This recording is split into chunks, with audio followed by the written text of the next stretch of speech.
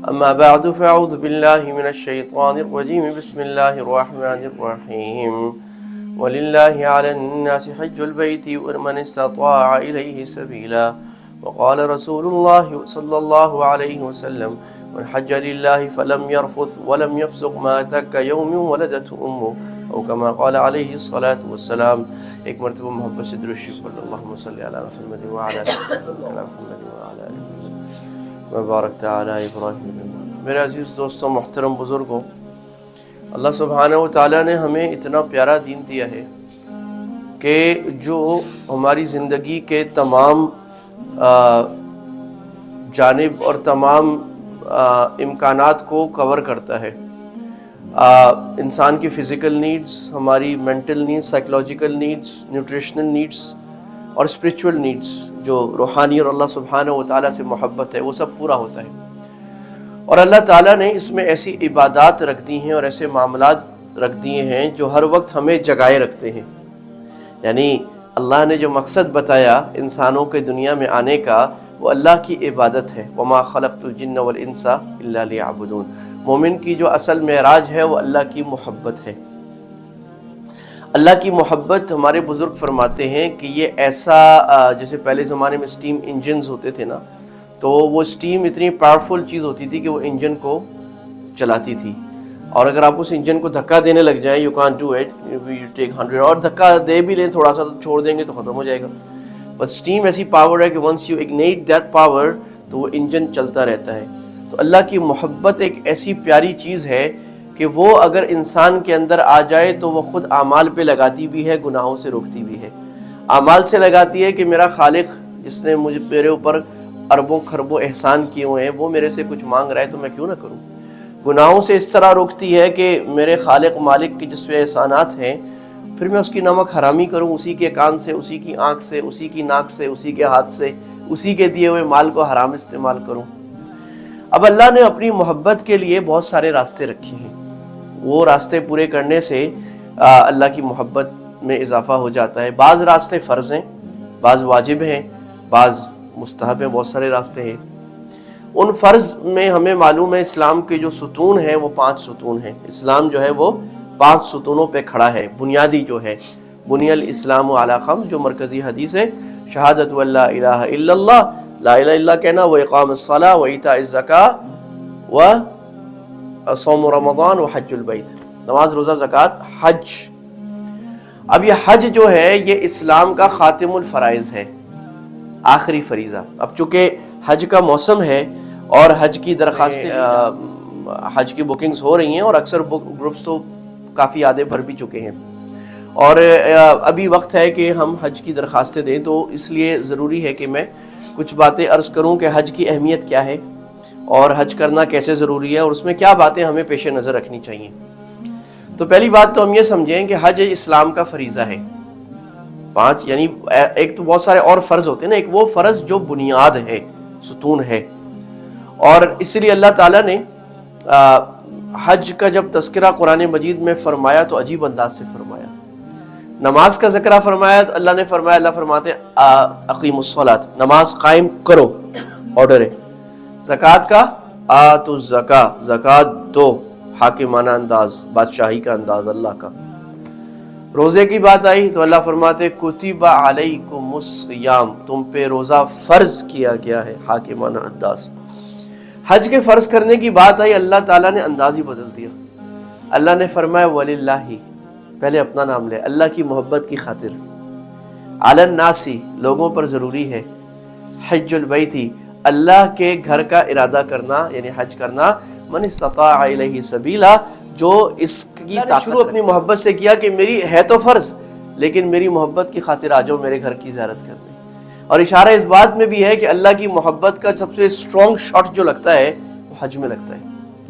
یعنی ہم وہ کافی بعض لوگ پیتے ہیں نا جاگنے کے لیے تو ڈبل شاٹ پیتے ہیں، تو اسٹرانگ شاٹ جو ہے نا اللہ کی محبت کا وہ حج میں لگتا ہے، اس لیے وللہ۔ اور جو جا چکا ہے اس کو اندازہ ہوگا کہ پھر بار بار یہ ایسی شراب ہے جو ایک دفعہ منہ کو لگ جائے تو شراب محبت تو پھر دل کرتا ہے اور ملے اور ملے، اور اس سے کبھی دل نہیں بھرتا۔ اور پھر اللہ نے فرمایا کہ ومن کفر فإن اللہ غنی عن العالمین، اور جو کفر کرے گا تو اللہ تعالیٰ بے پرواہ ہے سارے عالموں سے، اللہ کو کوئی ضرورت نہیں کسی کی۔ اس سے علماء کا اجماع ہے کہ اللہ تعالیٰ نے حج کی آیت میں فرمایا ومن کفر، جو کفر کرے گا، تو یہ اللہ نے کیوں فرمایا؟ اس کی وجہ یہ کہ جو حج کا انکار کرے وہ مسلمان نہیں ہے، تو حج کا اقرار ضروری ہے۔ پھر حج کتنی مرتبہ، تو باقی عبادتیں تو بار بار ہوتی ہیں، تو اللہ کے نبی صلی اللہ علیہ وسلم نے جب یہ کہا کہ اللہ تعالیٰ نے تم پر حج فرض کیا ہے، تو اور یہ 8 ہجری میں فرض ہوا، تو ایک صحابی نے کہا افی کل عام یا رسول اللہ، اگلے عامنا، صرف اس سال یا ہر سال؟ ایک دفعہ پھر بولا، 2 دفعہ پوچھا، اللہ کے نبی خاموش رہے، تیسری دفعہ پوچھا، آپ نے فرمایا زندگی میں 1 مرتبہ، اور آپ نے کہا اس طرح کے سوال نہیں کیا کرو۔ جب میں نے کہا کہ حج فرض ہے تو مطلب 1 دفعہ فرض ہے، تم بار بار پوچھ رہے ہو، اگر میں کہہ دیتا ہر سال فرض ہے مشکل بن جاتی، تو فضول سوال نہیں کیا کرو۔ تو یہ اللہ تعالیٰ نے اس کو اس طرح فرض فرما دیا امت کے اوپر۔ اب اس کی فضیلت حدیث میں کیا، اللہ کے نبی صلی اللہ علیہ وسلم نے فرمایا من حج للہ فلم یرفث ولم یفسق، جو حج کے لیے گیا اور اس نے رفث نہیں کیا، بے حیائی کا کام نہیں کیا، بے حیائی کی باتیں نہیں کی، اور کوئی بے حیا عمل نہیں کیا، ولم یفسق، کوئی فسق نہیں کیا، گناہ کبیرہ، جھوٹ بولنا، دھوکہ دینا، حرام پیسوں سے حج پہ جانا، لوگوں سے لڑائی کرنا، کسی کا مال کھانا، کسی کو تکلیف دینا، یہ کوئی کام نہیں کیا، تو اللہ کے نبی نے فرمایا، بخاری شریف کی روایت ہے، وہ ایسے لوٹے گا جیسے ماں کے پیٹ سے آیا تھا۔ تو علماء نے لکھا ہے کہ گناہ معاف کرانے والی اعظم ترین چیز حج ہے۔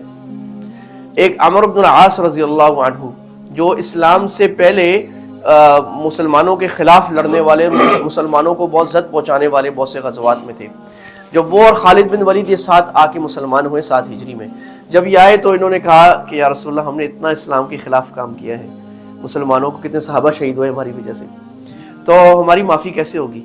تو آپ نے کہا عمرو بن العاص، تمہیں پتہ نہیں ہے کہ لا الہ الا اللہ سارے گناہوں کو ختم کر دیتا ہے، ہجرت سارے گناہوں کو ختم کر دیتی ہے، اور حج سارے گناہوں کو ختم کر دیتا ہے۔ حضرت عائشہ رضی اللہ عنہ نے ایک مرتبہ پوچھا، یا رسول اللہ، ہم عورتوں کے لیے جہاد نہیں ہے؟ یعنی وہ جو سنتے تھے نا کہ جہاد کے اتنے فضائل اللہ کے راستے میں جانے کے، تو آپ نے فرمایا جہادکن الحج، ہماری بہنوں کے لیے، کہ تمہارا حج کیا ہے؟ تمہارا جہاد حج ہے، کیونکہ جہاد میں جیسے گھر سے نکلنا پڑتا ہے، حج میں گھر سے نکلنا پڑتا ہے، جہاد میں مشقت آتی ہے، حج میں مشقت آتی ہے، خلاف طبیعت کام آتا ہے، اس میں خلاف طبیعت کام آتا ہے، مختلف لوگوں کے ساتھ رہنا ہوتا ہے، مختلف لوگوں کے ساتھ رہنا ہوتا ہے، اور مشقت حج کی جو ہے وہ ترتیب وار آتی ہے۔ پہلے آپ کو حج آپریٹرز لے جائیں گے جناب 4 سٹار 5 سٹار ہوٹل میں ٹھہرائیں گے، بڑا مزہ آئے گا آپ کو، ہے جی، ٹوائلٹریز ہوں گی، زبردست ناشتے کھانے چلنے ہوں گے۔ اس کے بعد آپ کو حج کے قریب کے دنوں میں عزیزیہ اکثر لے جاتے ہیں، تو وہاں فیسلٹیز تھوڑی سی شرنک ہو جاتی ہیں، پھر حاجی کہتے ہیں یہ کیا ہو گیا جی، کیا ہو گیا، ہمیں تو مزہ نہیں آ رہا، بس پہ جانا پڑ رہا ہے۔ اس کے بعد جناب پھر مینا چلتے ہیں، تو بسوں میں بٹھا کے احرام پہنا کے مینا لے جاتے ہیں۔ ایک تو احرام انکمفرٹیبل اللہ نے جان بوجھ کے رکھا ہے تاکہ مشقت آئے اور سارے مسلمان برابر ہو جائیں، اور ایک ہی صف میں کھڑے ہو گئے، محمود ایاز، نہ کوئی بندہ رہا نہ کوئی بندہ نواز، وہ کالا گورا، ایرانی تورانی، انگریز، مسلمان، جو بھی مسلمان ہے، برطانیہ کا مسلمان، امریکہ کا مسلمان، پاکستان کا مسلمان، کالا مسلمان، گورا مسلمان، کھرب پتی، عرب پتی، غریب، سب برابر۔ ساری تفریقات جو ہم نے بنائی ہوئی ہیں دنیا میں، ساری مٹا کے ایک لبیک اللہم لبیک، اللہ میں حاضر، اللہ میں حاضر، لبیک لا شریک لک لبیک، اللہ آپ کو کوئی شریک نہیں، میں حاضر، ان الحمد والنعمت لک والملک، اللہ ساری نعمتیں، ساری تعریفیں آپ ہی کے لیے، ہماری کوئی نہیں ہے، لا شریک لک، اللہ آپ کا کوئی شریک نہیں۔ ایک دیوانہ وار نعرہ ہوتا ہے جو ہر ایک لگا رہا ہوتا ہے، لگا رہا ہوتا ہے، لگا رہا ہوتا ہے۔ تو یہ ایک جذب اور جنون اور اللہ کی محبت کا ایک عجیب سفر اللہ سبحانہ و تعالیٰ کراتے ہیں۔ اور اللہ کے نبی نے فرمایا کہ بلکہ یہ واقعہ ہوا کہ ایک آدمی احرام میں فوت ہو گیا، ایک صحابی، تو ابن عباس رضی اللہ عنہ نے پوچھا کہ یا رسول اللہ ان کے ساتھ کیا کریں؟ آپ نے فرمایا اسی احرام میں ان کو دفن کر دو، اور آپ نے فرمایا یہ قیامت میں تلبیہ پڑھتے ہوئے اٹھے گا، لبیک اللہم لبیک کہتے ہوئے اٹھے گا۔ تو ہم جو ہم نے بت بنائے ہوئے دماغ میں کہ میرا مال، میری اولاد، میرا پیسہ، میرے گھر، وہ اللہ سب توڑ دیتے ہیں، لبیک اللہ میں حاضر، سب چھوڑ کے حاضر، اللہ کچھ نہیں تو ہی ہے۔ اور اپنے اوپر جو مان ہوتا ہے کہ میں ایسا، میرے اندر یہ صلاحیت، میں بڑا فنکار آدمی، میں بڑا سمجھدار آدمی، اللہ کہتے کوئی فنکار سمجھتا نہیں، اللہ ساری تعریفیں تیرے لیے، اللہ تو ہے تو سب کچھ ہے، تو نہیں تو کچھ نہیں ہے۔ پھر اللہ نے کعبے میں تجلیات ڈالی ہیں ایسی کمال کی کہ دیکھ کر جو ہے نا ہیبت زدہ آدمی رہ جاتا ہے اور دنگ رہ جاتا ہے۔ اور ایسے ایسے لوگ میں نے دیکھے ہیں کہ بس وہ زندگی میں کوئی نماز روزہ بھی زیادہ نہیں، کعبے کو دیکھ کے دیوانہ وار رونے لگ جاتے ہیں۔ اللہ نے ایسی کشش، ایسی تجلی دیکھی اس کے اندر۔ اس دفعہ ہم اللہ تعالیٰ ملے گے فیملی کے ساتھ، میرا بیٹا کہہ رہا کہ بابا یہ کعبے کو جتنی دفعہ دیکھیں دوبارہ ایک نیا مزہ آ رہا ہوتا ہے۔ وہ چھوٹا سا بچہ ہے، اس کو سمجھ آ رہی ہے چیز۔ اور اللہ نے حرم کے اندر 12 مقامات رکھے ہیں دعا کے قبول ہونے کے۔ احرام کے وقت دعا قبول، پورے احرام میں دعا قبول ہوتی ہے، کعبے پر پہلے نظر میں دعا قبول ہوتی ہے، طواف کرتے ہوئے دعا قبول ہوتی ہے، حجر اسود اور حتیم کے درمیان دعا قبول ہوتی ہے، ملتزم پہ دعا قبول ہوتی ہے، حجر اسود پہ دعا قبول ہوتی ہے، زمزم پینے سے پہلے دعا قبول ہوتی ہے، زمزم پینے کے بعد دعا قبول ہوتی ہے، حتیم میں دعا قبول ہوتی ہے، صفا مروہ میں دعا قبول ہوتی ہے، صفا اور مروہ پر خاص زیادہ قبول ہوتی ہے، صفا مروہ کرتے ہوئے زیادہ دعا قبول ہوتی ہے، اس کی طرف جاتے ہوئے دعا قبول ہوتی ہے۔ یہ اللہ نے ایسے، اور منی میں قبول ہوتی ہے، عرفات میں قبول ہوتی ہے، مزدلفہ میں قبول ہوتی ہے، اور ایسے قبول ہوتی ہے اللہ اکبر کہ اللہ کے نبی نے حج میں دعائیں کی، بہت ساری قبول ہوئیں۔ ایک دعا اللہ کے نبی نے کی، یا اللہ میری امت کے ظالموں کو بھی معاف کر دے۔ عجیب دعا ہے، اللہ میری امت کے ظالموں کو بھی معاف کر دے۔ یہ اللہ تعالیٰ نے عرفات میں قبول نہیں کی، حالانکہ عرفات ساری دعائیں قبول ہونے کی جگہ ہے۔ سب سے زیادہ جو اللہ دعا قبول کرتے ہیں وہ عرفات میں، اور حدیث میں آتے ہیں سب سے زیادہ لوگوں کو جہنم سے نکالا جاتا ہے وہ عرفات کے دن، اور اللہ فرشتوں پہ فخر کر رہے ہوتے ہیں۔ دیکھو اشارہ ہوتا ہے کہ تم نے کہا تھا نا کہ یہ انسان خون کرے گا، دیکھو یہ دیکھو سارے لوگ ایک کپڑے میں میدان کے نیچے دھوپ کے نیچے کھڑے ہو کے رو رہے ہیں اور معافی مانگ رہے ساری امت کے لیے۔ اللہ کہتے دیکھو میرے بندے، فخر کرتے ہیں اللہ، اور اللہ کہتے سارے میں نے معاف کر دی۔ لیکن یہ دعا عرفات میں قبول نہیں ہوئی۔ اللہ کے نبی مزدلفہ آئے، اور مزدلفہ آرام کی جگہ ہے، رات گزارتے ہیں، مغرب عشاء ملا کے پڑھتے ہیں، اور عجیب اچھا وہ جو میں کہہ رہا تھا نا کہ وہ جو منی میں جا کے پھر اتنی قبر جتنی نا بیڈ ملتا ہے آپ کو، جو بھی ہے سب کو اتنا ہی ملے گا، جگہ ہی کم ہے وہاں، سب کو ان کو کیٹر کرنا ہے 25 لاکھ حاجیوں کو۔ تو وہ حاجی پھر شور کرتے ہیں یار وہ 5 اسٹار ہوٹلوں سے یہاں مجھے کہاں اتنی سی جگہ پہ لے آئے، دوسروں کو اوپر پیر رکھ کے جانا پڑتا ہے، خیمے میں باتھ روموں کے بعد لائن لگانی پڑتی ہے۔ اور عرفات جاتا ہے تو وہ بستر بھی ختم ہو جاتا ہے، پھر ایک بس جگہ ہے اس میں سب کو بیٹھ کے دعا کرنی سارا دن۔ مزدلفہ جاتے ہیں تو بستر نام کی چیز نہیں ہے، نہ خیمہ ہے، مٹی کے اوپر کنکر کے اوپر کپڑا ڈال کے سونا ہے آپ کے اوپر، اور ساری دنیا او خواب خرگوش میں سوتی ہے، کیونکہ ایسا تھکایا ہوتا ہے اللہ نے نا 2 دن چلا کے 20-30 کلومیٹر چلائے ہوتے ہیں، تو سب لوگ یوں کر کے سو جاتے ہیں، بسوں کا آواز شور ہوتی ہے سو جاتے ہیں۔ تو مزدلفہ اللہ کے نبی جب آئے رات میں تو آپ نے پھر دعا کی۔ مزدلفہ میں دعا کا وقت فجر کے بعد شروع ہوتا ہے، تو آپ نے مجزر ہو گئی اللہ میری امت کے ظالموں کو بھی معاف کر دے، اور وہ جو مظلوم ہے اس کو آپ اپنی طرف سے دے دیں، تو اللہ نے قبول کر لی، ظالموں کو بھی معاف کر دے۔ تو یہ حج ہے میرے بھائی دوستوں، ایسا عظیم، اور اس لیے اس کی جو ہے نا فکر فرمائیں کہ بھئی حج جنہوں نے نہیں کیا فرض، ہم اپنا فرض حج کرنے کی فکر ہو۔ اور میں اس کی تھوڑی سی فقہی تشریح کر دوں کہ کیا مطلب ہے، کس پر فرض ہے۔ دیکھیں اللہ کے نبی نے فرمایا کہ جس پر حج فرض ہوا اور اس نے حج نہیں کیا اور مر گیا تو مجھے کوئی پرواہ نہیں، یہودی مرے عیسائی مرے۔ خطرناک وعید ہے، یہاں فضائل اتنے ہیں وہاں وعید بھی، کیونکہ اسلام کا عظیم فریضہ ہے اور تتمت الفرائض ہے، آخری فرض ہے، کیونکہ نماز بدنی عبادت ہے، زکوٰۃ مالی عبادت ہے، حج میں مال بھی لگتا ہے بدن بھی لگتا ہے، دونوں شروط، آخری عبادت ہے۔ اور حج اللہ کے نبی نے صحابہ کو اس وقت کرایا جب صحابہ سارا دین سیکھ گئے تھے کہ بھئی یہ امت کا ایک اجتماعی کانفرنس ہے، پوری انٹرنیشنل کانفرنس مسلمانوں کی ہے۔ ادھر آپ کا کورین بیٹھا ہوگا، ادھر آپ کا ملیشین بیٹھا ہوگا، ادھر آپ کا سوڈانی بیٹھا ہوگا، ادھر صومالی بیٹھا ہوگا، ادھر افغانی بیٹھا ہوگا، ادھر ایرانی بیٹھا ہوگا، ادھر قطر والا بیٹھا ہوگا، ادھر اردن والا، ادھر امریکہ سے آیا ہوا بھائی، ادھر فیجی آئیلینڈ سے، وہ پوری دنیا بیٹھی ہے۔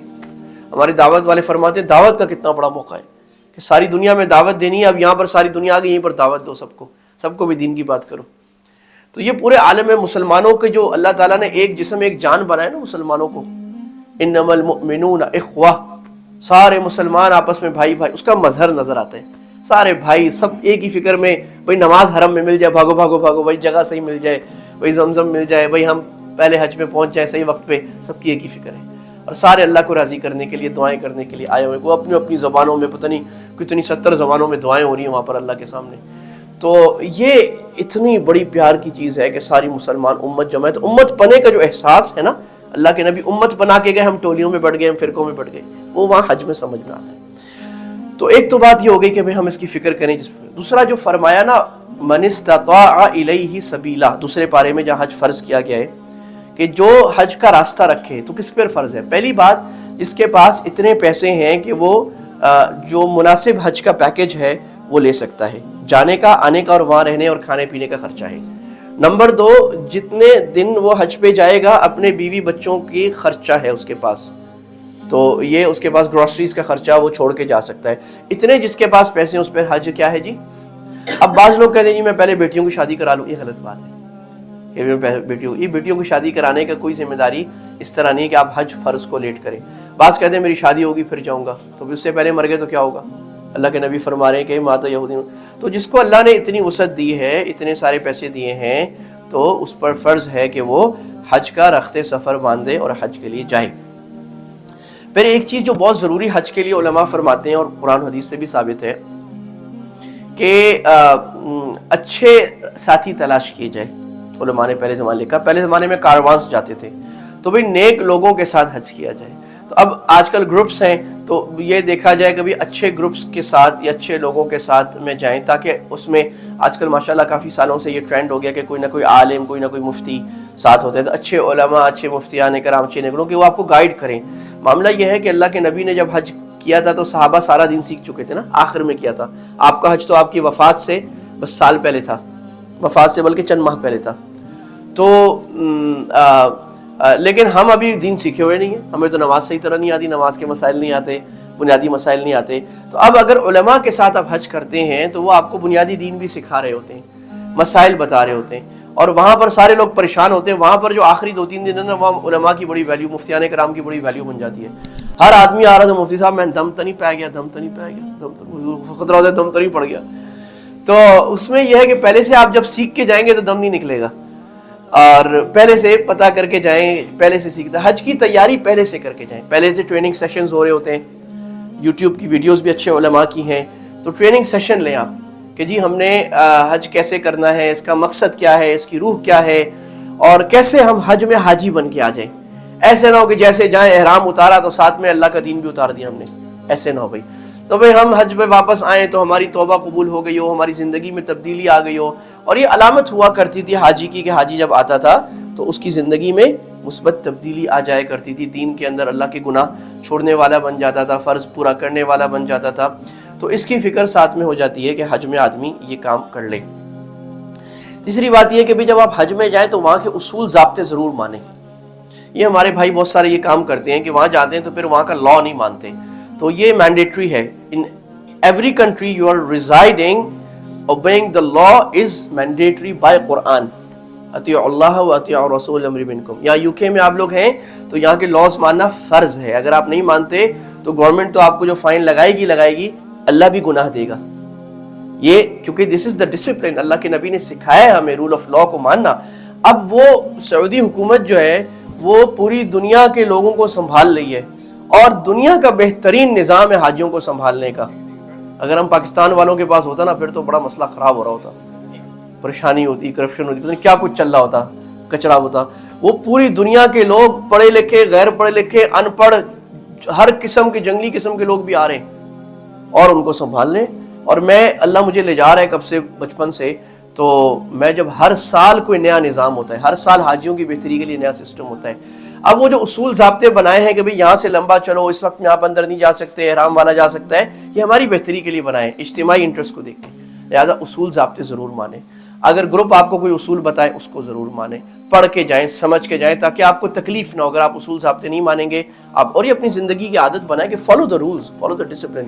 ڈیڑھ ہوشیار بننے کی کوشش نہ کریں، یہ ہمارا مسئلہ ہے، اور اس میں ہم پورا نظام، پورا ڈسپلن خراب کرتے ہیں. اور کوشش کریں کہ بھئی حج کے لیے جائیں تو بھئی وہاں کوئی تعلیم ہو، پہلے آپ سیکھ کے جائیں، اعمال میں زیادہ مشغول ہوں تاکہ پہلے سارے کام آپ کر چکے ہوں. جہاں تک تجارت کی بات ہے، خریداری کی بات ہے، وہ حج میں حدیث قرآن میں آئے جائز ہے، لیکن زیادہ وقت آپ شاپنگ تجارت میں نہ لگائیں. زیادہ وقت آپ حرم میں جانے میں، آگے جگہ لینے میں، عبادت کرنے میں، اس چیز میں لگائیں. تو بھئی خلاصہ آج کی بات کا یہ ہو گیا کہ حج کا سیزن آن ہے، بکنگ جنت کی آن ہے، اور جنت کے داخل ہونے کا اور گناہوں کے معاف کرنے کا سب سے بڑا ذریعہ حج، اس کا موقع آ گیا. جن پر فرض ہے وہ تو ضرور کریں، اور نہیں کریں گے تو وعید بھی ہے. اسلام کا بنیادی رکن، بنیادی پلر ہے. اس کے لیے بکنگز کرائیں، اچھا گروپ ڈھونڈیں، فوراً جانے کی کوشش کریں. اور جو پہلے حج کر چکے ہیں اور ان کے پاس اللہ نے وسعت دی وہ بھی جائیں. چنانچہ حدیث میں مسند احمد کی روایت ہے، اللہ کے نبی صلی اللہ علیہ وسلم نے فرمایا تابعوا بین الحج والعمرہ، حج اور عمرہ زیادہ سے زیادہ کرو، مسلسل کرو. فإنہما ينفیان الذنوب کما ينفی الکیر الخبث، جیسے بھٹی جو بلیک سمتھ ہوتا ہے لوہار، اس کی بھٹی گند کو باہر نکال دیتی ہے، یا جو سونار ہوتا ہے وہ جب سونے کو جلاتا ہے تو گند باہر نکل جاتا ہے اور پیور گولڈ رہ جاتا ہے. تو اللہ کے نبی نے فرمایا حج جو ہے وہ آپ کے گناہوں کو ایسے صاف کر دیتا ہے جیسے آگ لگا کر بھٹی صاف کرتی ہے.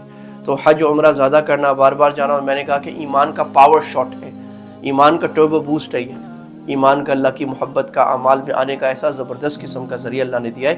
اللہ تعالی ہم سب کو اپنے گھر کی اور نبی صلی اللہ علیہ وسلم کے مسجد اور روزے کی زیارت بار بار کرائے، اور جو مشکلات ہیں اللہ سبحانہ و تعالی حل کر کے ہمیں اپنے دیار میں آنا قبول فرمائے. بھائی یہ بات یاد رکھیں، قبولیت سے جانا ہوتا ہے، پیسوں سے نہیں ہوتا. کتنے لوگ ہیں اللہ نے بڑا مال دیا آخر وقت میں نہیں جا سکے. کتنے لوگ ہیں ریڈی لگاتے ہیں، they don't have any savings، اللہ ان کو بہت دفعہ لے گیا. تو بھی اللہ سے ہم قبولیت مانگ لیں کہ اللہ آپ ہمیں اپنے اور اللہ کے نبی کے دربار میں اور اللہ اپنے دربار میں ہمیں قبول فرمائے. حج میں جانا ہمارے لیے آسان فرما دے. ابھی سے ہم دعاؤں میں لگ جائیں، اللہ عمل کی توفیق عطا فرمائے. وما علینا الا البلاغ وآخر دعوانا ان الحمد للہ رب العالمین. He is a Rahman.